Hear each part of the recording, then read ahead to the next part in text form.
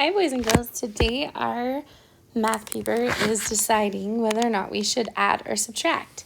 So remember, when we have the whole on our paper and then it has two parts, which number goes here in the top? The bigger or the smaller number? Yeah, the bigger. And then on the parts you have the two smaller numbers. So when I'm adding, I just have to follow this pattern. If I know that this has the two smaller numbers and this is the big number, that means I'm taking my two parts and I'm making a whole, so I'm going to add. If the biggest number is in this place, that means I'm subtracting because I'm taking my whole and I'm taking a part away from it. So I just put the subtraction sign there. So let's look at the next two. This has a 2, a 5, and a 7. So circle the biggest number. If it's after the equals sign, then I'm going to be adding because I'm putting my two parts together. So let's look at the next one. Oh, Clarabelle's squeaking her ball again. Okay, the next one, circle the bigger number, which is 10. So because it's after the equals sign, I'm going to put an adding sign there because I know I'm taking those two parts. So let's look at this next one. The biggest number, 10, is over here. It's at the beginning of the problem, and my two parts are broken into two different places. That means I'm going to put a subtraction sign.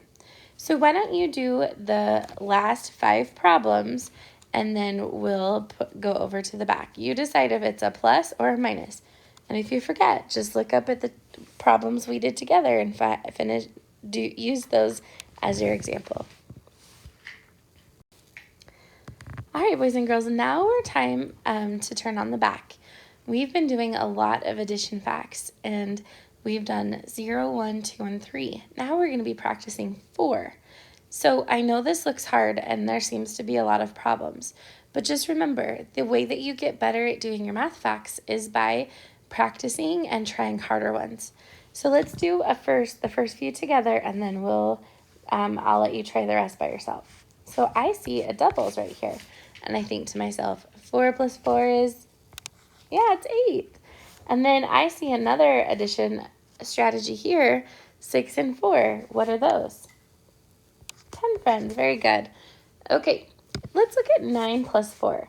If I don't know how to do that, I can use my number line, or I can also draw 4 dots and then count on.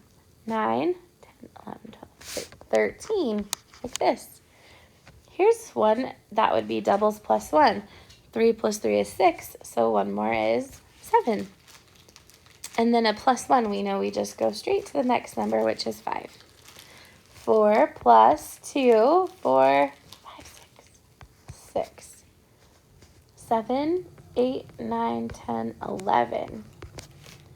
Okay, and then 10 plus 4, we just replace the 0 with the number, so it's 14.